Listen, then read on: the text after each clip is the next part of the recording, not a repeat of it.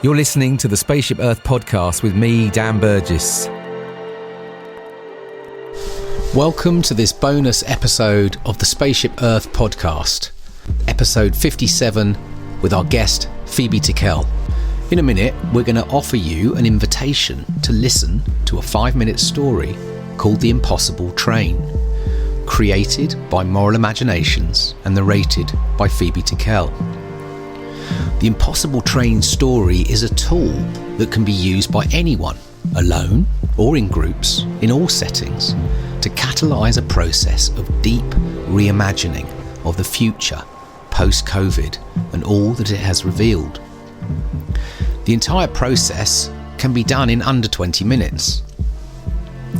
The story you are about to hear will build up a sensory experience of a portal into a metaphoric world not far away from this one, where a group of human beings have to make a decision on what to do next with their future after experiencing a great pause in their everyday lives. Take 5 minutes to listen to the Impossible Train story and be ready with a pen or an open document to start writing immediately after the story ends. You could set a stopwatch for 7 minutes and start to write freely when the narration is over. When you're finished, you could find a friend to chat with about what you've discovered and wrote, or, if you do it with someone else, use the remaining time you have to read each other your reflections. Remember, there's no right or wrong answer to this, and each time you listen to the story, you might have a very different response emerge, depending on what's going on for you. You don't need to show anyone what you wrote. In fact, some people just use it as a prompt to use when journaling. It can be used as a reflective tool and a way to access deeper imagination and ask big questions that these times are calling for. So we invite you to get comfortable. Sit or lie down. Maybe put some headphones on if you're alone, or turn the speaker up if you're with others. Take a deep breath or two.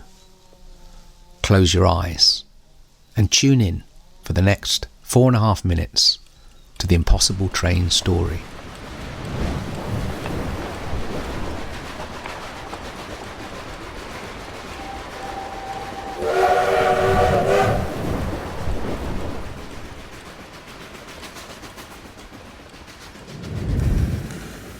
I have a story I'd like to tell you.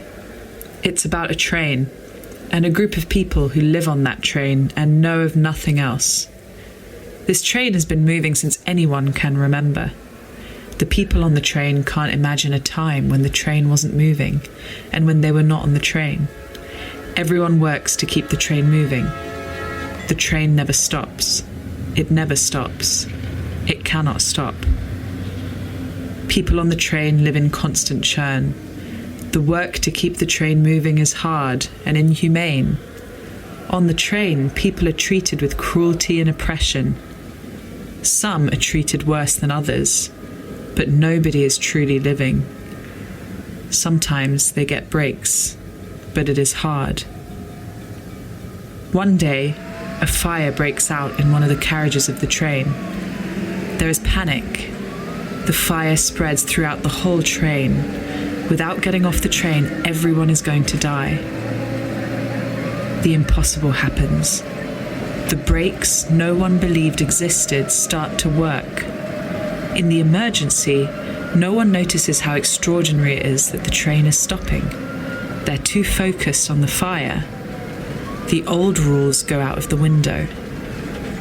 For years on the train, the worker class of people have been dying from the awful conditions of the work they've had to do on the train. They sleep in the aisles and sometimes have nowhere to sleep at all. Suddenly, there are orders to house them and treat their ailments. The train stops and people begin to get off.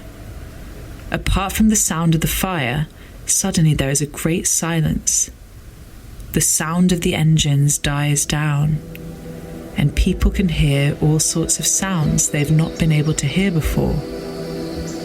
Birds are singing. The rustle of leaves. The fire is unforgiving. The different carriages which exist as different nations are responding in different ways. Many people die, and mostly the people who have suffered most by the rules of the train. Without the operation of the train to worry about, there is suddenly time to consider how they've been living. Why aren't people always given places to sleep? What is the purpose of keeping the train going? Could it be different? Should we start the train again? And suddenly, they glimpse what's ahead of the train. Not so far off, the track gives way to a cliff edge and a deep canyon many miles deep. They have been hurtling towards a cliff edge, unable to stop. The fire and disaster continues, but now they see a larger crisis. People had spoken of this cliff edge before, but it hadn't made a difference. Because the train couldn't stop, the train people would push this out of mind, unable to see a solution. Now suddenly, some of the people get to work, ripping up the track from the ground. Others were eager to get the train moving again. They had investments and beliefs in the train and couldn't face an alternative. A great conversation began among the carriages. The fire continued to blaze. More and more people realized it was a life or death situation.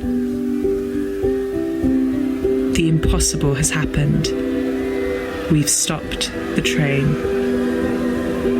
How will the story end? What is ours to do in this time? What is there to lose? Who do you choose to be? And what will we sacrifice in order to build a different future?